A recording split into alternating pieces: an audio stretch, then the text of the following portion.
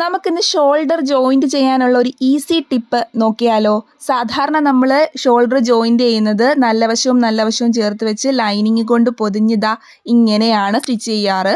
അപ്പോൾ ഇങ്ങനെ ചെയ്യുമ്പോൾ നമ്മുടെ ഒഴുക്കൻ തുണികൾ, ഷിഫോൺ എന്നിവ പോലുള്ള ഒഴുക്കൻ തുണികൾ സ്റ്റിച്ച് ചെയ്യുമ്പോൾ അത് പെർഫെക്ഷനോടെ നമുക്ക് സ്റ്റിച്ച് ചെയ്തെടുക്കാൻ പറ്റത്തില്ല. ബിഗിനേഴ്സിനാണെങ്കിലും അത് നല്ല രീതിയിൽ അതെല്ലാം കൂടി എല്ലാ ലൈനിങ്ങും നല്ല തുണി എല്ലാം കൂടി പിടിച്ച് വെച്ച് തയ്ക്കുമ്പോഴത്തേക്കും തെന്നിപ്പോവാൻ ചാൻസ് കൂടുതലാണ്. അതിനായിട്ടൊരു മാർഗ്ഗമാണ് ഇതുപോലെ ഫ്രണ്ട് പോർഷനിലെ ലൈനിങ്ങും ഫ്രണ്ട് പോർഷനിലെ നല്ല തുണിയും കൂടി ചേർത്ത് വെച്ച് നമ്മൾ അങ്ങ് സ്റ്റിച്ച് ചെയ്തേക്കുക. ഷോൾഡർ പോർഷൻ്റെ ആം ഹോൾ പോർഷൻ അങ്ങ് സ്റ്റിച്ച് ചെയ്തേക്കുക. എന്നിട്ട് നമ്മുടെ ലൈനിങ്ങിലേക്ക് രണ്ട് ലൈനിങ്ങും ചേരുന്ന വിധം ഇങ്ങനെ വെച്ചതിന് ശേഷം ഒരു സ്റ്റിച്ച് നമ്മൾ ഇട്ട് കൊടുക്കുക. അപ്പോൾ ബാലൻസ് ഇനി ആകെ ബാക്ക് പോർഷനിലെ നല്ല മെറ്റീരിയൽ മാത്രമേ ഉള്ളൂ.